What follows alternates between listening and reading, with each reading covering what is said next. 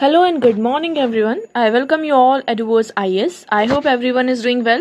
So today is 14 November 2023 and we are going to discuss important news and articles from The Hindu newspaper. So let's see what important news we got today to discuss. But before starting the video, for PDF join Telegram channel Eduverse IS, link आपको description box में provided है.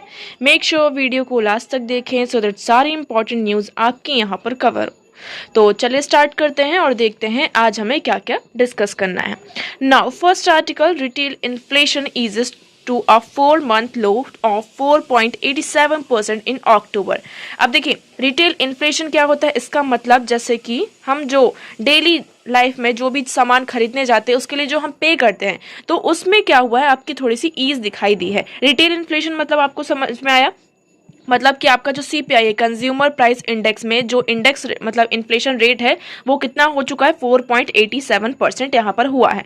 अब यहाँ पर आपकी दो चीज़ें आ जाती हैं, एक होता है रिटेल इन्फ्लेशन जिसे हम CPI भी कहते हैं, कंज्यूमर प्राइस इंडेक्स, और दूसरा होता है आपका होलसेल प्राइस इंडेक्स. ठीक है, आइडियली अगर हम देखा जाए तो इन्फ्लेशन रेट कितना होना चाहिए, 4% होना चाहिए. तो आप लोग यहाँ पर देखेंगे हम ऑलमोस्ट 4% के यहाँ पर आसपास ही हैं. ओके, सो यहाँ पर अभी ये दिखाई दिया है कि रिटेल इन्फ्लेशन, ये कहा कि हम 4 महीनों से हम देख रहे हैं, तो अब अक्टूबर मंथ में जाकर हमारा जो इन्फ्लेशन है, रिटेल इन्फ्लेशन, वो कितना पहुंचा है, 4.87% यहाँ पर पहुंच चुका है. आने वाले टाइम पर जो RBI है उन्होंने ये कहा है, RBI की जो मॉनेटरी पॉलिसी कमेटी है उन्होंने ये कहा कि आने वाले टाइम पर इन फ्यूचर जो वेजिटेबल्स के प्राइसेस है वो में भी आपके क्या हो सकते हैं, यहाँ पर आगे और ज़्यादा इंक्रीज हो चुके हैं.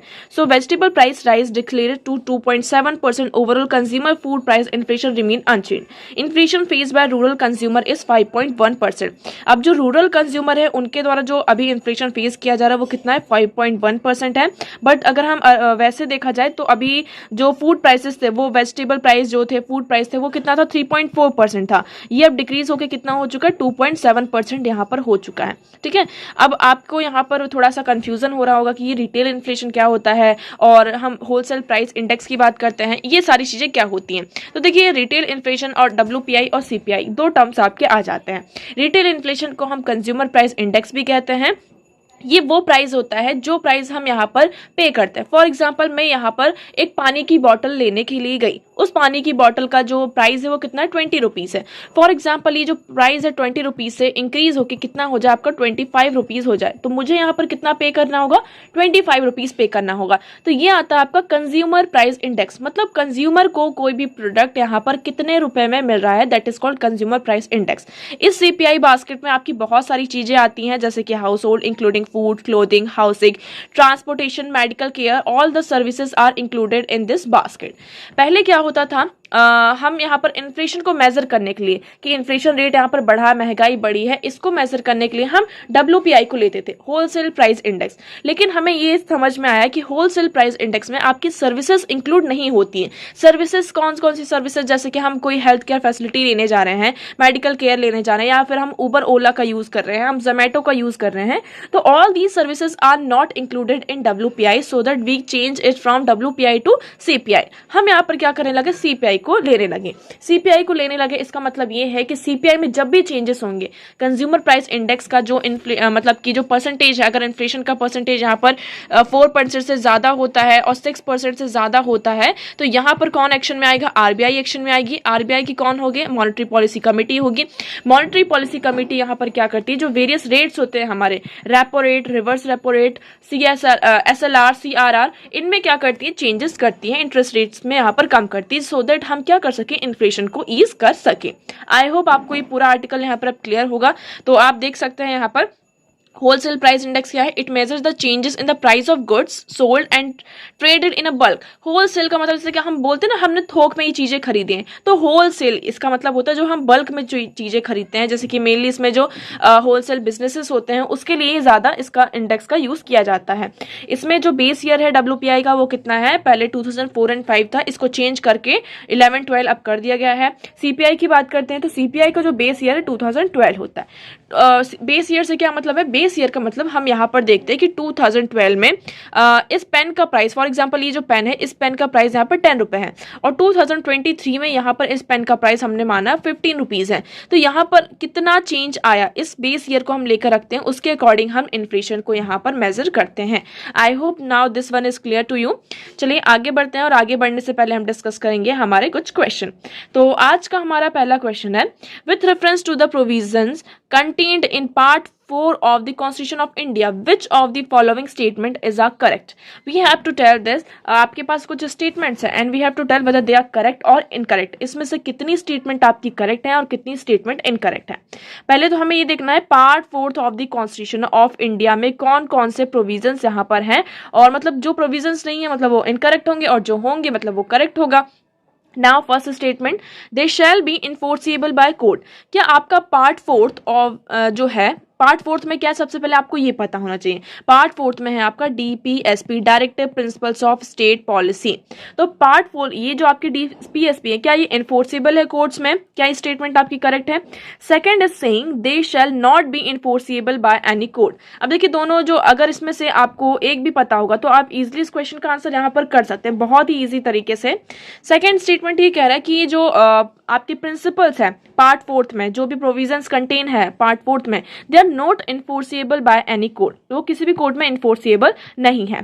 Third statement is saying the principle laid down in this part are to influence the making of the law by the states. तो ये क्या करते हैं, जैसे लॉ स्टेट कोई भी लॉ बनाता है तो ये जितने भी यहाँ पे प्रोविजंस है, प्रिंसिपल है इस पार्ट में, वो क्या करते हैं, स्टेट की जो पॉलिसी होती है, स्टेट के जो प्रोविजंस होते हैं, लॉ लेकर आती है स्टेट, उसको क्या करते हैं, ये इन्फ्लुएंस करते हैं।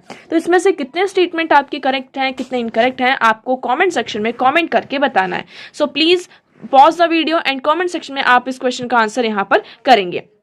नेक्स्ट क्वेश्चन की बात करते हैं, तो swadeshi and boycott were adopted as a method of struggle for the first time during. यहाँ पर हमने क्या किया था, एक मेथड को जब हमारा फ्रीडम स्ट्रगल चल रहा था, ये मॉडर्न हिस्ट्री का आपका क्वेश्चन है। स्वदेशी एंड बायकॉट, आप लोगों ने इसके बारे में, इस टर्म के बारे में कई बार सुना होगा। वी हैव ओके तो स्वदेशी एंड बायकॉट, इस टर्म को हमने कब अडॉप्ट किया था, ड्यूरिंग आवर फ्रीडम स्ट्रगल। तो आपके पास ऑप्शन है, agitation against the partition of Bengal, home rule movement, non cooperation movement, visit to the Simon Commission to India. तो इसमें से कौन सा स्टेटमेंट करेक्ट होगा, आपको कमेंट सेक्शन में कमेंट करके बताना है। चलिए नेक्स्ट मूव करते हैं। आज का हमारा नेक्स्ट आर्टिकल है, enhancing representation for a just electoral system. अब इसमें बहुत सारे कॉन्सेप्ट निकल कर आते हैं, जैसे कि पहला इसमें जो स्टेटमेंट है ये कहता है कि इंडियन पार्लियामेंट की बात करते हैं, हमारे जो एमपी है, एक एमपी यहाँ पर कितने सिटीजन्स को रिप्रेजेंट कर रहा है, 2.5 मिलियंस, मतलब कि 1 MP is representing 2.5 millions of citizens on an average। ये एवरेज यहाँ पर बताया जा रहा है। अगर हम यूएस की बात करते हैं, कंपेयर करते हैं इन कंपैरिजन टू यूएस, तो यूएस में यहाँ पर एक जो MP होते हैं वो अप्रॉक्सीमेटली 7 लाख, कितने, 7 लाख सिटीजन्स को क्या करते हैं, यहाँ पर रिप्रेजेंट करते हैं। इसी तरीके से पाकिस्तान की बात करें तो पाकिस्तान में 1 MP is representing 6 lakh citizens and approximately Bangladesh की बात करें तो बांग्लादेश में यहाँ पर एक MP 5 लाख सिटीजन्स को क्या कर रहे हैं, रिप्रेजेंट कर रहे हैं। और इंडिया में एक MP यहाँ पर 2.5 मिलियन सिटीजन को क्या करते हैं, आपके रिप्रेजेंट कर रहे हैं। तो यहाँ पर देखिए एक पर्सन इतने सारे लोगों को यहाँ पर रिप्रेजेंट कर रहा है, तो ये हमारे लिए थोड़ा सा क्या है, प्रॉब्लम बनता है, प्रॉब्लमेटिक होती जा रही है। अब ये आर्टिकल आया इसलिए जब हम डिलिमिटेशन की बात कर रहे हैं कि यहाँ पर 1971 से क्या हुआ, आपका जो डिलिमिटेशन उसको फ्रीज कर दिया गया है। इसमें बहुत सारे अच्छे अच्छे कॉन्सेप्ट हैं, आपको इस आर्टिकल को बहुत ही ध्यान से पढ़ना होगा, किसमें हमारे 3-4 कॉन्सेप्ट आपके क्लियर हो जाएंगे। तो देखिए ऑन डिलिमिटेशन की बात करते हैं। एक्चुअली होता ये है कि डिलिमिटेशन की बात आती है कि हमें क्या करना चाहिए, जैसे कि हमारे कॉन्स्टिट्यूशन में ये लिखा है कि जो एमपी और एमएलएज हैं आपके, उनका प्रपोर्शन किस बेसिस पर होना चाहिए, तो पॉपुलेशन के बेसिस पर होना चाहिए। फॉर एग्जांपल इस एरिया में, इस पर्टिकुलर एरिया में 10 लोग रहते हैं, तो इस 10 लोग को ये एक पर्सन रिप्रेजेंट करेगा। ओके, मान लीजिए 10 लोग के लिए यहाँ पे 2 पर्सन को रिप्रेजेंटेशन के लिए रखा कि ये 10 पर्सन को ये 2 लोग यहाँ पर रिप्रेजेंट करेंगे। इस एरिया में फॉर एग्जाम्पल अगर हम मान लेते हैं कि 5 लोग हैं, तो इन 5 को रिप्रेजेंट करेगा सिर्फ एक एमपी। देखिए पॉपुलेशन यहाँ पर कम है तो उसका रिप्रेजेंटेशन पार्लियामेंट में कम हो जाता है, पॉपुलेशन ज्यादा है तो यहाँ पर जो रिप्रेजेंटेशन है वो यहाँ पर क्या होता है, आपका ज्यादा हो जाता है। इतना आपको क्लियर हुआ, ये हमारे कॉन्स्टिट्यूशन में मेंशन है। इसी के चलते क्या होता है कि 1971 में हमारी पॉपुलेशन कंट्रोल पॉलिसी आती है कि हमें पॉपुलेशन को कंट्रोल करना है। इसमें सदर्न स्टेट्स ने बहुत अच्छा काम किया और उन्होंने अपनी पॉपुलेशन को कंट्रोल किया, लेकिन नदर स्टेट्स ने इतना अच्छा काम नहीं किया और वो अपनी पॉपुलेशन को कंट्रोल नहीं कर पाए। लेकिन जब रिप्रेजेंटेशन की बात आती है तो किस बेसिस पर होता है? पॉपुलेशन के बेसिस पर होता है। तो इसी के चलते जो सदर्न स्टेट्स हैं उन्होंने क्या किया, अपनी वॉइस को रेज किया और उन्होंने ये कहा कि ऐसा हम नहीं होने देंगे। इसी के चलते 42nd कॉन्स्टिट्यूशनल अमेंडमेंट एक्ट होता है, जिसमें ये कहा जाता है कि जो लोकसभा की सीट्स हैं उन्हें 2001 तक हम क्या कर देंगे? फ्रीज कर देंगे। ठीक है, 2001 तक लोकसभा की जो सीट्स थे उसको फ्रीज कर दिया गया। उसके बाद फरवरी 2022 में 84th आपका अमेंडमेंट एक्ट आता है, जो कि ये बात करता है कि जो नेक्स्ट सेंसस होगा 2026 तक जो सीट्स होंगी वो क्या होंगी? आपकी फ्रीज होंगी। और उसके बाद जब 2031 में जो नेक्स्ट इलेक्शन होगा, मतलब कि जो देखिए आपको 2021 का सेंसस तो आपका डिले हो गया है। ओके, अब ये मेनली टू कंडक्ट इन 2024, तो मतलब यहाँ पर डिलिमिटेशन आपका कब तक हो रहा है? 2026 में है, मतलब 2031 तक अभी ये आपका फर्दर टला हुआ है। तो देखिए अभी जो आपका विमेन रिप्रेजेंटेशन जो आपका विमेन का रिप्रेजेंटेशन बिल आया है उसमें भी हम किसकी बात कर रहे हैं कि जब तक वो डिलिमिटेशन नहीं हो जाता तब तक हम उसे क्या करेंगे? इम्प्लीमेंट नहीं करेंगे। तो ये सारी चीजें यहाँ पर आ जाती हैं। सेकंड, इसमें ये कहा जा रहा है कि हमारे पास और अदर क्या ऑप्शंस है। ठीक है, हम डिलिमिटेशन की बात करते हैं। इसमें भी अभी भी बहुत सारे जो स्टेट्स हैं, छोटे छोटे स्टेट्स हैं, वो यहाँ पर क्या कर रहे हैं? इसके अगेंस्ट में है, डिलिमिटेशन के अगेंस्ट में है। सेकेंड, ये कहा जा रहा है कि हमें फेडरलिज्म को क्या करना है? प्रमोट करना है। So beyond this our electoral system must be reform. Federalism needs to be promoted. Past decades of centralisation that have impacted centre state relation and we need to give states a better voice and platform to represent their interest. हम यहाँ पर राज्यसभा के लिए भी कर सकते हैं। राज्यसभा में हम क्या कर सकते हैं? जैसे कि आप लोगों को पता है यूएस में क्या सिस्टम है कि जो उनकी सीनेट है ना, सीनेट जो उनका राज्यसभा जिसे हम कहते हैं, तो हर एक स्टेट से 2 यहाँ पर मेंबर्स क्या होते हैं उसको रिप्रेजेंट करने के लिए जाते हैं। तो टोटल नंबर उनका यहाँ पर फिक्स है कि 50 स्टेट्स हैं और 50 स्टेट्स से यहाँ पर 100 यहाँ पर जो है एमपीज यहाँ पर आते हैं। तो लेकिन इंडिया में क्या है? इंडिया में ये पूरा सिस्टम ऐसा नहीं है। यहाँ पर भी क्या है? आपका पॉपुलेशन के बेसिस पे पूरा रिप्रेजेंटेशन होता है। तो इसमें ये कहा जा रहा है कि राज्यसभा ये एक इंपॉर्टेंट रोल प्ले कर सकता है। हम कुछ एक ऐसा सिस्टम लेकर आ सकते हैं कि जितने भी आपके स्टेट्स हैं वहां से एक फिक्स नंबर ऑफ जो मेंबर्स हैं, एमपीज हैं, उसको हम लेकर आ सकते हैं। So the Rajya Sabha can play this role, however it is currently elected by the state legislature, giving disproportionality more representation to the larger and more popular state. Constitution reform can be to give such each state the same number of Rajya Sabha MP. तो हम यहाँ पर राज्यसभा में क्या कर सकते हैं? For example अगर आपका लोकसभा में हम यहाँ पर चेंज नहीं कर सकते हैं नंबर ऑफ सीट्स, तो हम राज्यसभा में ऐसा कर सकते हैं कि हर एक स्टेट के लिए यहाँ पर सेम नंबर ऑफ एमपीज जाएंगे। थर्ड, इसमें क्या है आपका? Proportional representation. इंडिया में कौन सा रिप्रेजेंटेशन सिस्टम चलता है? मेजॉरिटी रिप्रेजेंटेशन सिस्टम चलता है। प्रोपोर्शनल रिप्रेजेंटेशन का मतलब ये होता है, आपको ये कॉन्सेप्ट बहुत ही अच्छे से समझना है। Proportional representation means, for example अगर कोई भी पॉलिटिकल पार्टी, ये XYZ पॉलिटिकल पार्टी है और ये ABC पॉलिटिकल पार्टी है, हम ऐसे समझते हैं। ओके, XYZ पॉलिटिकल पार्टी को यहाँ पर वोट मिलते हैं कितने? 30%। कितने? 30%। और इसको मिलते हैं यहाँ पर 70%। तो इंडिया में क्या कॉन्सेप्ट है कि जिस पर्सन को जितने ज्यादा वोट मिल रहे हैं, ठीक है, मतलब कि यहाँ पर क्या देखी जाती है? मेजॉरिटी देखी जा रही है। फॉर एग्जांपल और भी यहाँ पर पार्टीज हैं, लाइक हमने C मान लिया, यहाँ पर D है, यहाँ पर E है, इसको 70 नहीं करते, इसको हम कम करते हैं। C D E, यहाँ पर मैंने F भी कर लिया। ये सारी पॉलिटिकल पार्टीज हैं। अब इसे 30% मिला, इसे यहाँ पर 10% मिला, इसे हमने मान लेते हैं कि कितना मिला? इसे भी 10% मिला, इसे 20% यहाँ पर मिला, इसे 10% और इसे यहाँ पर 20%। Just an example. ओके, अब यहाँ पर आप देखिए सबसे ज्यादा मेजॉरिटी में कौन सी पार्टी है? XYZ पार्टी है। लेकिन आप एक चीज और देखिए, तो यहाँ पर आपको क्या ये 50% का डेटा क्रॉस कर रहा है कि मतलब मोर देन 50% यहाँ पर है? नहीं, सिर्फ 30% इन्हें वोट मिला है। लेकिन इंडिया में ऐसा सिस्टम है कि यहाँ पर जो first pass the vote system जिसे कहते हैं, जिसके पास सबसे ज्यादा वोट होगा, जिसके पास यहाँ पर मेजॉरिटी में वोट होंगे, वही पार्टी क्या होगी? आपकी विनर पार्टी होगी। तो इसे 30% मिले, यहाँ पर 30% का। तो ये कहा जा रहा है कि यहाँ प्रोपोर्शनल रिप्रेजेंटेशन सिस्टम ला सकते हैं। इसका मतलब प्रोपोर्शन का मतलब ये होता है मोर देन हाफ, 50, यहाँ पर 50%। तो आपको यहाँ पर जैसे कि हम जब हमारा अमेंडमेंट होता है कॉन्स्टिट्यूशन में, जो हमारा रिजिट अमेंडमेंट की हम बात करते हैं, जिसमें 50% + 1, मतलब कि आपके पास कितने वोट होना चाहिए? 50% इसमें होना चाहिए और 50% के साथ साथ इसमें 1% आपका एक्स्ट्रा होना चाहिए। तो तब जाकर हम क्या करेंगे? यहाँ पर आपका रिप्रेजेंटेशन होगा, आप विनर पार्टी यहाँ पर कहलाएंगे। लेकिन इंडिया जैसी कंट्री में ऐसा कोई भी सिस्टम नहीं जहां पर ऐसा सिस्टम होना चाहिए, एक प्रोपोर्शनल रिप्रेजेंटेशन यहाँ पर होना चाहिए। अब देखिए यहाँ पर जो एफ पार्टी थी उसको 20% वोट मिले थे, तो अब ये 20% जिन लोगों ने इसे सपोर्ट किया उनका वोट तो ये वेस्ट हो गया एक तरीके से, ऐसा कहा जाता है।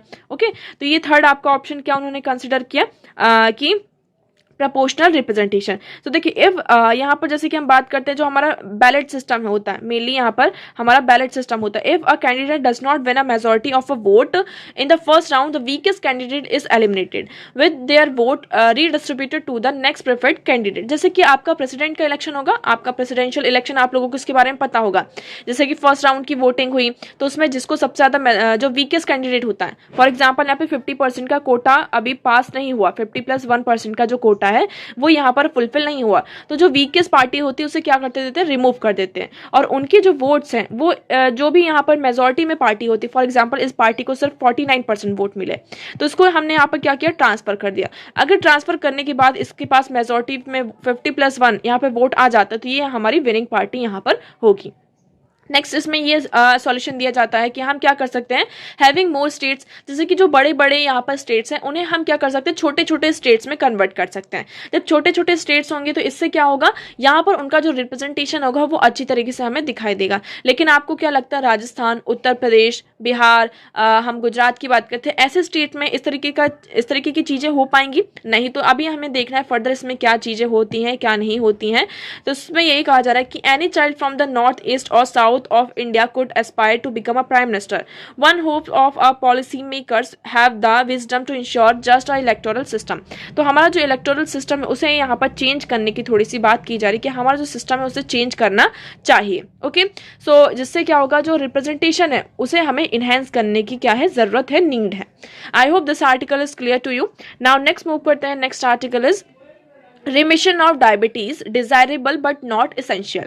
यहाँ पर आपका एक वर्ड आता है रिमिशन। रिमिशन का मतलब क्या होता है, जैसे कि हम बात करते हैं, पहले ये कॉन्सेप्ट हमारा चलता था कि हम रिवर्सिबल ऑफ डायबिटीज, ये बहुत ही ज़्यादा पॉपुलर था कि हम क्या करेंगे, डायबिटीज़ को रिवर्सल कर देंगे। लेकिन ये इस आर्टिकल में ये कहा गया कि ये साइंटिफिकली अगर हम देखें तो ये जो वर्ड है रिवर्सल, ये क्या है आपका, इनकरेक्ट है। एप्रोप्रिएट टर्म क्या होना चाहिए, रिमिशन ऑफ डायबिटीज यहाँ पर होना चाहिए। रिवर्सल का मतलब यहाँ पर होता है कि कोई भी कंडीशन है ना, वो पूरी तरीके से क्या हो चुकी है, आपकी क्योर हो चुकी है, पूरी तरीके से ठीक हो चुकी है, अब वो वापस पलट कर नहीं आएगी। हम डायबिटीज की बात कर रहे हैं, रिवर्सल ऑफ डायबिटीज का मतलब हमने अगर इसे अचीव कर लिया कि अब किसी भी पर्सन को यहाँ पे डायबिटीज नहीं होगा। लेकिन ऐसा क्या पॉसिबल है, नहीं, कहीं ना कहीं से कुछ हमारी लाइफस्टाइल में चेंज होता है, जेनेटिक मॉडिफिकेशन होते रहते हैं जिसकी वजह से यहाँ पर डायबिटीज या फिर कोई भी डिसीज का आप एग्जांपल ले लीजिए वो यहाँ पर हो सकता है। तो इसलिए रिवर्सल जो वर्ड है यहाँ पर ये इनकरेक्ट है। अगर हम साइंटिफिकली देखें तो remission would be appropriate term to यहाँ पर, इसके लिए यहाँ पर रेमिशन वर्ड क्या होगा आपका, एप्रोप्रिएट होगा। अब इसमें ये कहा जा रहा है कि आपकी जो डायबिटीज होती है मेनली 2 टाइप्स की होती है। पहले तो आपको ये पता होना चाहिए डायबिटीज क्या होता है। डायबिटीज का मतलब ये होता है कि आपकी बॉडी में शुगर लेवल यहाँ पर इंक्रीज हो गया है। क्यों इंक्रीज हुआ है, जैसे कि सब लोग यहाँ पर शुगर का इंटेक तो करते हैं लेकिन सबकी बॉडी में नहीं होता। कुछ लोग हैं जिनकी बॉडी में यहाँ पर शुगर का लेवल इंक्रीज होता है और हम कहते हैं दिस पर्सन इज डायबिटिक। तो इसमें आपके 2 फैक्टर्स आते हैं, मेनली एक ही फैक्टर। आप लोगों को पैनक्रियाज के बारे में पता होगा। पैनक्रियाज क्या होता है, आपका जो स्टमक होता है, लाइक बेटा let me draw some diagram. ये आपका स्टमक है लाइक दिस। आपके स्टमक के साइड में यहाँ पर आपका लिवर होता है, दिस इज योर लिवर, और ये आपका पैनक्रियाज होता है। ये पैनक्रियाज एक हार्मोन रिलीज करता है, उस हार्मोन का नाम है आपका क्या, इंसुलिन। ठीक है, ये है आपका इंसुलिन। अब आपकी जो डायबिटीज होती है वो मेनली 2 टाइप्स की होती हैं। कितने टाइप्स की, 2 टाइप्स की। पहली होती है टाइप 1 और दूसरी होती है टाइप 2।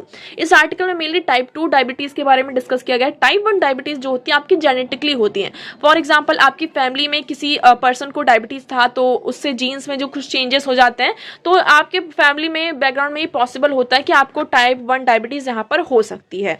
ठीक है, तो ये टोटली डिफरेंट थिंग है। इसमें एक्चुअली ये होता है टाइप 1 डायबिटीज की अगर हम डेफिनेशन देख लेते हैं, यहाँ पर आपको क्लियर होगा कि जो हमारी बॉडी होती है वो प्रॉपर इंसुलिन, जो आपका ये पैनक्रियाज है वो इंसुलिन को प्रोड्यूस ही नहीं कर पाता है। यह होता है आपका टाइप 1 डायबिटीज। अब दूसरा होता है आपका टाइप 2 डायबिटीज।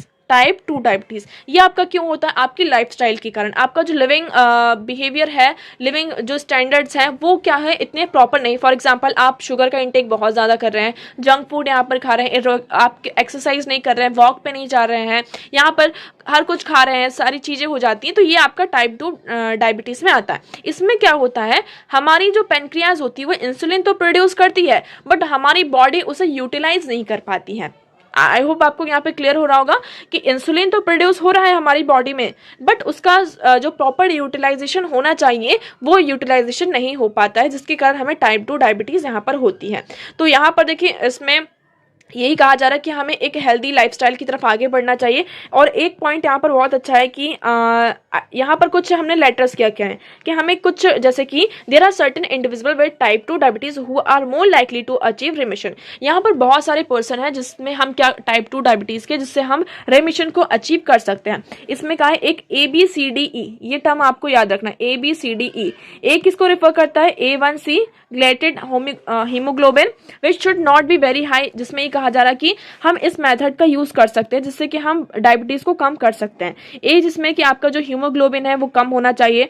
बॉडी इसमें कहा जा रहा है कि अगर B refers to body mass index BMI और बॉडी वेट जो हमारा वो कम होना चाहिए। C stands for C peptide, a major for insulin secretion, मतलब आपकी बॉडी में कितना इंसुलिन का सिक्रेशन हो रहा है। If it is good you can achieve रेमिशन more easily. D stand for duration of diabetes, मतलब किसी भी पर्सन को कब से डायबिटीज है उस ड्यूरेशन को देखें, अगर कम शॉर्टर ड्यूरेशन है और तो हमारे जो रेमिशन के चांसेस है वो यहाँ पर बढ़ जाते हैं। Okay, E stand for enthusiastic individual who is keen to achieve रेमिशन।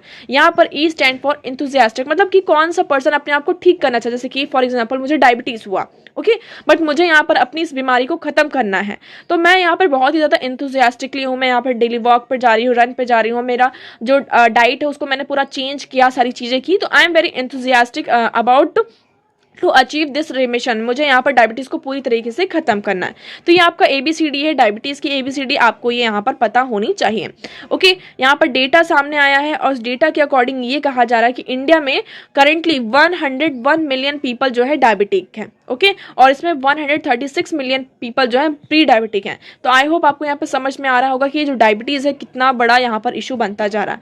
अब आपसे यहाँ पे क्वेश्चन क्या बनेगा, टाइप 1 और टाइप 2 डायबिटीज़। ये आर्टिकल पहली बार नहीं आया है, आर्टिकल पहले भी आ चुका है, तो आपको यहाँ पर डिफरेंस पता होना चाहिए। सो टाइप 1 डायबिटीज़ में क्या होता है कि हमारी बॉडी में इंसुलिन प्रोड्यूस ही नहीं होता है। टाइप 2 डायबिटीज़ में होता है कि इंसुलिन तो प्रोड्यूस होता है बट बॉडी जो है हमारी उसका इफिशिएंटली यूज नहीं कर पाती है। सो टाइप 2 डायबिटीज़ यहाँ पर होती है। रिस्क फैक्टर की बात करते हैं, इसमें क्या होता है, फैमिली हिस्ट्री में अगर आपको किसी फैमिली में है तो टाइप 1 डायबिटीज़ होती है। टाइप 2 डायबिटीज़ की बात करें, जैसे कि आपका ओवरवेट हो रहा है, फैमिली हिस्ट्री और जो ब्लड प्रेशर है, ये सारी चीज़ें इंक्लूड होती हैं। सिम्टम्स क्या होते हैं, bed wetting, blurry vision, frequent urination होता है, इंक्रीज एपेटाइट एंड थर्स्ट, मतलब बहुत ज़्यादा प्यास लगती है, मूड चेंजेस होते हैं, टायर्डनेस और वीकनेसेस, ये सारी चीज़ें यहाँ पर अनएक्सप्लेन्ड वेट लॉस यहाँ पर ये सारी चीज़ें होती हैं। तो अभी तक इसका कोई प्रिवेंशन मेथड नहीं है, बट टाइप 2 डायबिटीज़ में अगर हमने हमारी लाइफस्टाइल को चेंज किया, एक हेल्दी लाइफस्टाइल को अडॉप्ट किया, so we can prevent this type 2 diabetes. तो आई होप आपको यहाँ पर पूरा आर्टिकल अब क्लियर होगा। नाउ नेक्स्ट मूव करते हैं। So next article is Delhi most polluted city in the world, Swiss survey. अब यहाँ पे स्विस सर्वे हुआ है और इस सर्वे में ये कहा जा रहा है कि Delhi is the most polluted city in the world. I hope आपको ये समझ में आ रहा होगा। ओके, उसके बाद कौन सी आती है, उसके बाद आपकी लाहौर आती है, उसके बाद देन मुंबई, फिर कोलकाता। तो उसमें ऑलमोस्ट आप देखेंगे कि बहुत सारी जो सिटीज़ हैं इस सर्वे में, almost all the cities specially 10 most polluted cities को है इंडिया से ही है यहाँ पर। तो ये हमारे लिए थोड़ा सा प्रॉब्लम बनता जा रहा है, क्योंकि पॉल्यूशन के कारण हमें तो अभी थोड़ा सा पॉल्यूशन कम दिख रहा है कि पॉल्यूशन के कारण क्या ही हो सकता है, लेकिन ये पॉल्यूशन बहुत ही ज़्यादा हार्मफुल है। हमारे कई बार लंग्स फेल हो जाते हैं, हमारे उसके साथ साथ लंग्स फेल होने के साथ साथ जो वेरियस हमारे आपका ब्लड प्रेशर राइज होता है, हम डायबिटीज़ की बात करें ये इसमें भी इम्पैक्ट होता है, कार्डियोवास्कुलर डिसीज़ है, ये बहुत ज़्यादा क्या होने लगती है आपकी स्प्रीज होने। तो अभी जो हमारे ये कहा जा रहा है कि अभी ये चिंता की बात है, इसमें हमें क्या करना होगा, पॉल्यूशन तो हो ही रहा है, जैसे कि हम ये अभी दिवाली थी, दिवाली के कारण जो ये फायर क्रैकर्स थे, मतलब हमने पटाखे फोड़े, ये सारी चीज़ें, तो ये तो शॉर्ट टर्म के लिए, लेकिन जो लॉन्ग टर्म पॉल्यूशन यहाँ पर क्रिएट कर रहे हैं क्या क्या, जैसे कि आपकी इंडस्ट्रीज हैं यहाँ पर, ओके, यहाँ पर व्हीकल्स है, इनके कारण ये जो पॉल्यूशन हो रहा है इसे हमें कम करने की ज़रूरत है। तो ये हमारा यहाँ पर लॉन्ग टर्म सॉल्यूशन की तरफ हमें आगे बढ़ना होगा, और ये जो मोस्ट पॉल्यूटेड सिटी में हमारा नाम आ रहा है उसे हमें कम करना होगा। तो स्विस सर्वे आप लोगों को ये यहाँ पर याद रखना है। ओके, सो देखिए न्यूज़ और आर्टिकल्स तो यहीं पर ख़त्म होते हैं। अब हम डिस्कस कर लेते हैं हमारा क्वेश्चन। तो आज का हमारा पहला क्वेश्चन था, with reference to the provision contained in part 4 of the Constitution of India, which of the following statement is a correct? तो इसमें आपका करेक्ट ऑप्शन होता है ऑप्शन डी 2 and 3 ओनली। जो हमारा ये पार्ट 4 में जो भी प्रोविजंस हैं they are not enforceable by any code, तो इसमें आपका सेकंड और थर्ड स्टेटमेंट करेक्ट हो जाता है। इसमें जो भी प्रोविजंस हैं वो लॉ, स्टेट के जो लॉज होते हैं उनको इन्फ्लुएंस करते हैं उनकी लॉ मेकिंग में, और जो फर्स्ट स्टेटमेंट है आपका वो इनकरेक्ट हो जाता है। तो आपका डी स्टेटमेंट यहाँ पर करेक्ट होता है। सेकंड बात करते हैं, swadeshi and boycott were adopted as a method of struggle for the first time during, swadeshi and boycott ये कब आपका अडॉप्ट हुआ था? देखिए एक्सप्लेनेशन देखते हैं, आपको थोड़ा ज्यादा क्लियर होगा। When Lord Curzon the viceroy of India announce the partition of Bengal in July 1905, Indian National Congress initiated the swadeshi movement in Bengal. यहाँ पर 1905 में जब पार्टीशन होता है लॉर्ड कर्जन के द्वारा, तो इंडियन नेशनल कांग्रेस क्या करती है, स्वदेशी मूवमेंट बंगाल में इनिशिएट करती है। Swadeshi movement was launch as a protest movement which also gave a lead to boycott movement in the country. Swadeshi movement के साथ साथ ये किसको लीड करता है, आपका बॉयकॉट मूवमेंट को लीड करता है। ओके, स्वदेशी मूवमेंट के यहाँ पर जो की पीपल थे, बाल पाल लाल, आप लोगों को ये नाम पता ही होंगे, बाल गंगाधर तिलक, बिपिन चंद्र पाल एंड लाला लाजपत राय। तो इसमें आपका करेक्ट ऑप्शन क्या हो जाता है? इसमें आपका करेक्ट ऑप्शन होता है option A, agitation against the partition of Bengal. तब क्या होता है आपका स्वदेशी और बॉयकॉट, ये इस मेथड को हम पहली बार क्या करते हैं हमारे फ्रीडम स्ट्रगल में अडॉप्ट करते हैं। So I hope this one is clear to you. So आज के लिए इतना ही, मैं उम्मीद करती हूँ आपको सारी चीजें यहाँ पर क्लियर होंगी, but still if you have any doubt you can ask in comment section. Video कैसा लगा एक बार कॉमेंट सेक्शन में जरूर बताइएगा। वीडियो को लाइक करना, चैनल को सब्सक्राइब एंड शेयर करना ना भूलें। So that for all today, thank you so much for discussion.